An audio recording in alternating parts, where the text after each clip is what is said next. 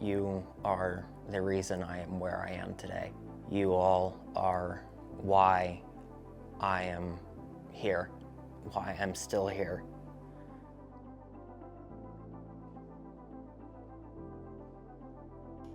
Hey. Hey, how's it going? Good, good.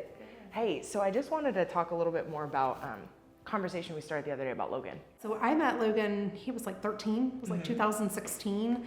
They came to a Clothe the Kid event. So mom had signed him up, they came, and then she started coming to Journey, and then Logan started coming, and I don't really know what brought him to Journey, but yeah, we needed a tech guy. And so I asked him what he knew about computers, and the next thing you know, he's in there running the soundboard and running slides. We were doing something out in the auditorium where we needed help with AV stuff. Well, most of the parents didn't have a clue at the soundboard and audiovisual and all that. But here, hey, that's his life. So we put him back at the soundboard and he ran the audiovisual for us, and he loved doing it. So that was kind of my first kind of interactions along more a personal level. And then as time passed, he ended up showing up in one of my classes. I first got involved with Love Inc. through my mother. She had been going to the classes for about a year before I had, and with the help they provided, she thought it would be a good idea to have me involved. At first it was only for the help. Eventually it turned into me wanting to go no matter what because of the family and camaraderie around Love Inc. I very much appreciate the support. I would not be where I am today without it. Logan is, to me, he's an example of what Love Inc. is all about. At first, I would have said, nah, this guy's not gonna change like a lot of we see. But anyhow, now I can see he really has changed a lot for the good. So it reminds me, stay in it. So that's the Love Inc. That would be a motto. You just gotta stay with it. First, started off, all day was in my room. I graduated high school and I stayed in my room. He would basically go home and sit in his room when he wasn't in school, sit on his bed and just play video games. That's all he did. And he had no hope that he would ever do anything else. And he actually was depressed about that. You know, he passed his time, but he was just depressed to live that way. And as a growing up in his teens now, knowing he was going to go into adulthood, he had no prospect for life. So I don't know where the switch came. Maybe it came when he left the youth classes and started going to the adult classes. Love Inc. helped me find a job. They helped me with my resume. They helped me put some stuff on my resume. So thinking back, I think we had a volunteer that was like taking him to the job interview, helping him fill out the application. And I remember that distinctly because when it came to the word school, we had a different kind of spelling than the English word school, but we got that worked out, and then he got his interview and he was so excited. And they helped me out. They bought 2 brand new pairs of pants for me. They found me a good pair of shoes. They got me a belt, some socks, some underwear. I had my hopes up with all the encouragement. I had my head held high, and I didn't let anything shoot me down. The first day I walked into work, my managers were surprised that I had a full uniform. And it helped a lot not having to spend that first paycheck on clothing. If you talk to Logan about his job at McDonald's, like you just see his face illuminate. He's so excited. Getting that first paycheck was probably the most fulfilling moment of my life. Just seeing that $200, as small as that sounds for most people, but getting that first paycheck, it brought me to giving me new purpose. From going to not having any money, sitting in a room in my mom's house, to now I'm making money, now I'm paying rent.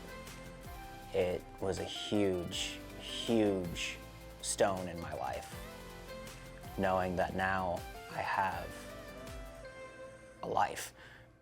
Love Inc. stands for love, in the name of Christ. Inc., that's what it stands for. So everything we teach life lessons and skills on Tuesday nights to clients, but we don't bat an eye about this is in the name of Christ. We talk to them about God. We talk to them about how we can help you get a job and get your life in order and have a good schedule and priorities. But if you don't find Christ, it's really not going to make a big difference. We also tell them that you could gain everything. You could get a good job, get your life together, but if you don't find Christ, you could gain the whole world, lose your own soul. So we talk to them very openly about that. That's what Love Inc. wants, because this is love given in the name of the Lord. I come here right after work, after a 7-hour shift at work, and I wouldn't have it any other way. The stories I can bring here out from work are monumentous on multiple occasions. But the motivation that the Love Inc. has given me, I wouldn't replace it for anything. The relationships that I have made here mean the absolute world to me. They are more family than a lot of my actual family. I talk to people here more than I talk to some of my relatives. They're like brothers, uncles. That's what it is here. Aunts, all of it. It's true family here. I remember when he started to come to one of my adult classes at Love Inc. and he sat right here to my right. He was great in class. I was amazed at how he understood the truth. He didn't back up on what was right or wrong. He talked about other people who, they're just wasting their lives by not getting a job and sticking to it. And I'm thinking, these are good qualities that he's picking up, and he's saying them. Nobody's kind of cramming them down his throat. So I just watched this transformation in this guy. And so when I stepped back from that, it wasn't me, and even Love Inc. would say it's not them, it's God doing it through their expressions of love, which is when people come to Love Inc. on a Tuesday night, it's called Journey. They're fed a wonderful meal, there's childcare provided if they have kids, and there's these lessons that are taught by very dedicated people, and they're doing these are expressions of love in the name of the Lord. Well, not everybody, like I said, not everybody takes to it, but then there's some that do, and all of a sudden you see transformation. You start to see change. And we started to see Logan really change. Now, I think all of us would say, and I hope Logan would even say, he's still a work in progress, like all of us, but he has made definite progress, and it's been a joy to watch. And it just goes back to a Bible verse, which is 1 Corinthians 15:58 says that we as Christians need to always be abounding, working in the labors of the Lord, knowing that our labors are not in vain. So that's what I would just tell all those who are currently working, thinking about working. It is hard. You don't initially see fruit, but if you stay with it in the name of the Lord, then there's some Logans that come along, and you're really glad for the effort, the time, even the frustrations of it all. And Logan is a great example of that. Yeah. I thank you all. You are the reason I am where I am today. You all are why I am here, why I'm still here. You guys gave me a reason to be here, and I could not thank you all enough.